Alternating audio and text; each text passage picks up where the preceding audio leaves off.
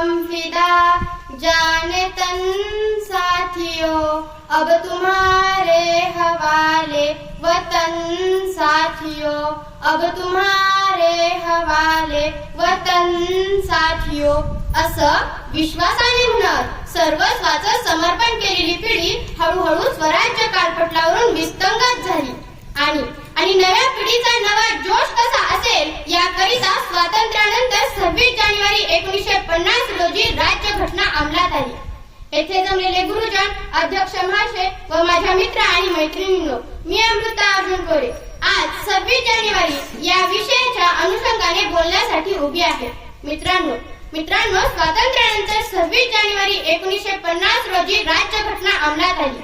कारण स्वातंत्र्यानंतर स्वराज्याची स्वप्ने भारतीय जनता पाहू लागली.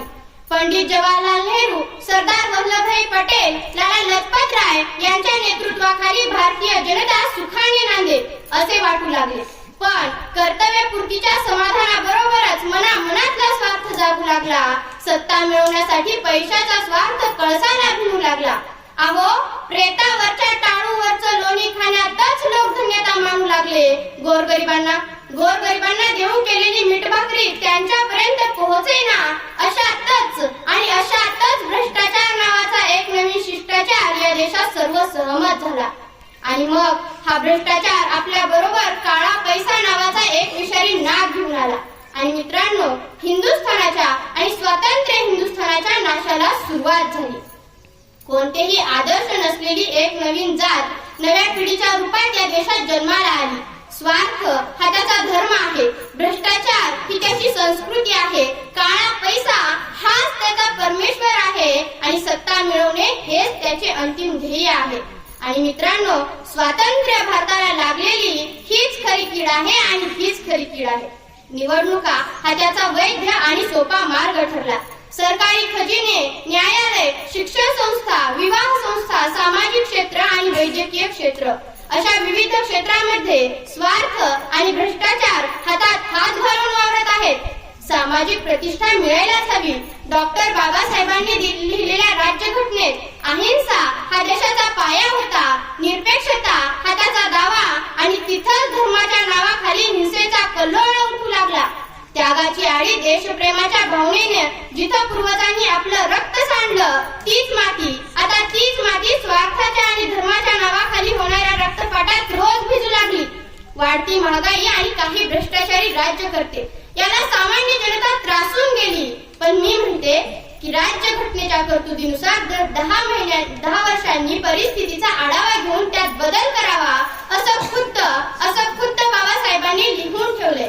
कारण आपली राज्यघटना लवचिक आहे, लाचार नाही.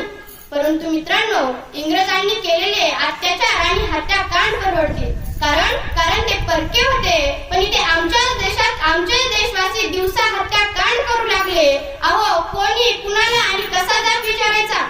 ज्या महापुरुषांनी स्वातंत्र्य नोंदिले, कित्येक फासावर चढले, त्यांच्या जयंत्या आज आम्ही साजरा करतोय. पण खरं तर लाज वाटली पाहिजे आम्हाला, पण ती लाज सुद्धा आम्ही तोडून पेलो. अहो, स्वातंत्र्य देशात जन्माला येण्याचे भाग्य जरी आम्हाला लाभले ना, तरी ते स्वातंत्र्य निष्कलंक ठरविण्याची अक्कल मात्र आम्हाला नाही.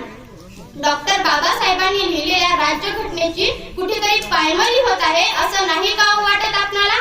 आपल्या देशातच नाही तर आपल्या लातूर पॅटर्न म्हणणाऱ्या जिल्ह्यात 12 वर्षाच्या अनुष्का पाटोळे या चिमुकलीचा झाला खून. पण दाखवली ती आत्महत्या. लातूरच्या जवाहर नवोदय विद्यालयात त्या चिमुकलीने अभ्यासाच्या जोरावर ऍडमिशन मिळवले.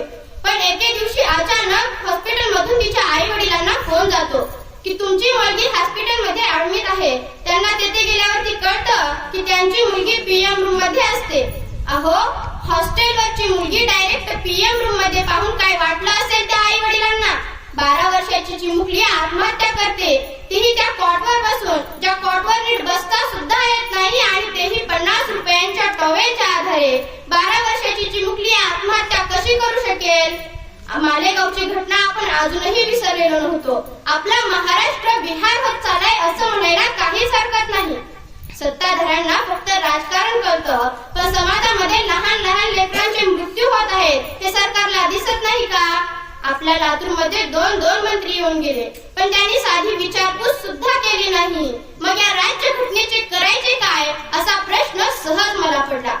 ज्या महापुरुषांनी जीवाचे रान करून राज्यघटना निर्माण केली, त्यातून समता, बंधुता आणि एकतेचा संदेश दिला, हा त्या राज्यघटनेची मान पान शान राखलीच पाहिजे आणि राखलीच पाहिजे.